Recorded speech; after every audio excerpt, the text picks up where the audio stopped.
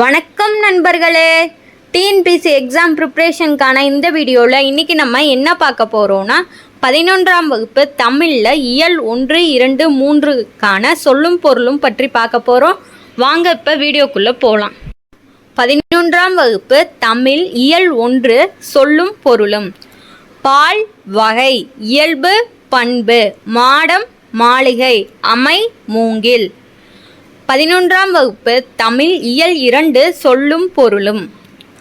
வட ஆரிநாடு திருமலை, தென்னாரி நாடு குற்றாலம், ஆரளி மொய்க்கின்ற வண்டு, இந்துளம் இந்தளம் என்னும் ஒரு வகை பண், இடங்கனி சங்கிலி, உளம் உள்ளான் என்ற பறவை, சலசவாவி தாமரை தடாகம், தரளம் முத்து, கா சோலை, முகில்தொகை மேகக்கூட்டம், மஞ்சை மயில், கொண்டல் கார்கால மேகம், மண்டலம் உலகம், வாவித்தரங்கம் குளத்தில் எழும் அலை, அழி உலாம் வண்டு மொய்க்கின்ற, காயா கொன்றை நெய்தல், முல்லை தளவம் பிடவம், மழைக்கால மலர்கள், போது மொட்டு அலர்ந்து மலர்ந்து, கவினி அழகுற.